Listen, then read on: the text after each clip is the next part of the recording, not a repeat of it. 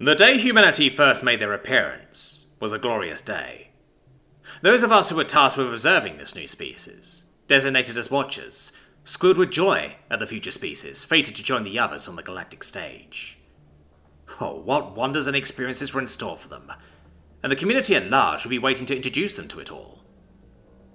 But, as we observed their species further, that excitement slowly faded. Infighting amongst the different tribes and nations, nuclear war, scales of propaganda not seen since early galactic unification, soon became the prominent driving forces impeding their path to progress. It appeared as though this species, these humans, needed a little push in the right direction. A small, barely perceptible correction. So, in secret, in complete disobedience of standing galactic codes barring any type of contact before intrasolar colonization efforts, we made our move.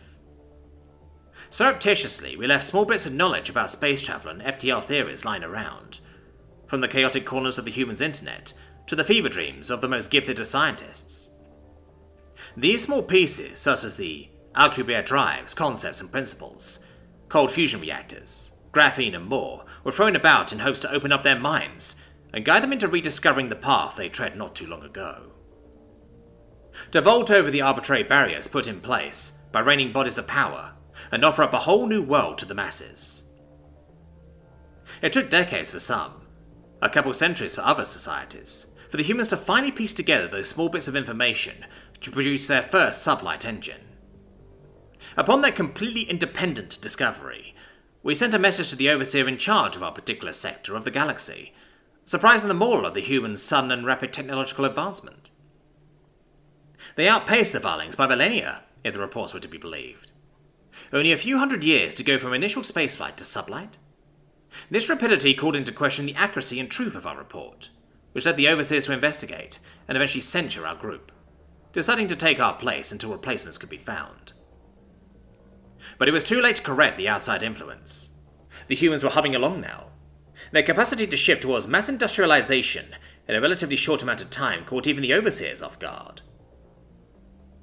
They watched as humanity, merely a few centuries after discovering sublight travel, were knocking on the doors of FTL, due in large part to the discovery of a new material unique to the outermost asteroid belt of their system. The Kuiper Belt, if their records are accurate. Using this material, and devoting a large portion of resources to researching its applications, humanity stabilized their sublight engine systems, and laid more groundwork for FTL capabilities. That is, until the First Stellar War. This conflict lasted a scant few decades, not even a blip on the radar to the overseers, but to humans, it was as if they jumped to a militarized reality. Sublight quickly became a thing of the past, as FTL travel in various forms, warp, phase, shift, jump, and so on, offer new and unique advantages to each side.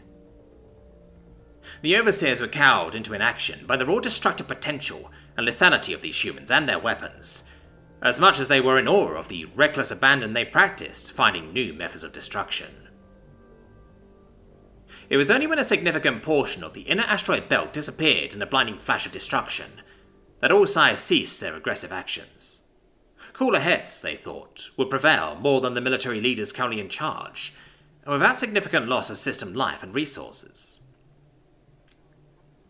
With the signing of the peace accords, and establishment of a solar peacekeeping corps, as well as promises and guarantees to curb violent actions and tendencies under severe threat of economic and military sanctions, peace once again came to their little system. Small conflicts broke out here and there, of course, but they were quickly put out by the multinational peacekeepers that acted as all-round law enforcement, investigators, judge, jury, and sometimes executioner. The overseers breathed a sigh of relief at the avoidance of catastrophe they were sure was doomed to be. Indeed, things seemed to take a turn for the better in the following centuries, as humanity continued to grow and explore new frontiers. The technology developed for war proved a great boon to their first true solar explorers and adventurers that dared to set foot on the furthest celestial bodies in their system. That was until a single inventor, unknown to anyone but friends and family at the time, made a surprising and reality-shattering discovery. This inventor, whether through accident, purpose, or sheer luck, discovered a way to produce a small perimeter of protection around a vessel that acted more like a bubble than a shield.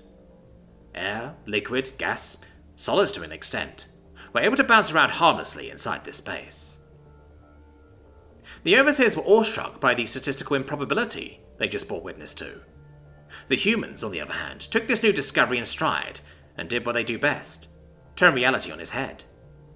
Instead of blocking utilitarian designs for their vessels, they recreated once great vessels, wooden vessels, grandiose representations of art, fantastical concepts, and floating monuments to heroes and heroines and gods of old.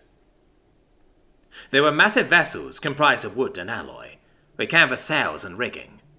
Others so small, barely enough to fit 2 humans, yet were almost perfect copies of old combustion vehicles from their past.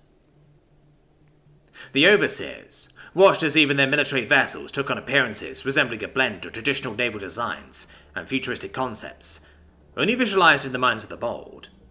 All uniform to a degree, of course. Massive, 3- and 4-barrel monstrosities, with an equally sinister and imposing number of smaller weapons, gracefully floated through space, keeping an ever-watchful eye on the activities of those around them. Sleek vessels in the garish colours of orange, white, and chrome darted to and fro, chasing down those who flew their vessels with reckless abandon. Why, one overseer even saw vessels that took on the shape of food items found on trees or in between bread. Truly, there was nothing to stop these humans from making the improbable, the atrocious, the beautiful, the outlandish, and the modest real. A new era came to be in the galaxy when humans finally met us. An era comparable to none, feared by some, observed by all, and recorded in great detail. To the observers and the community, this era threatened to engulf their existence in a cosmos-altering wave of progress and creation, yet to be seen in the annals of history. To the humans, however, the Age of Sail was in full swing.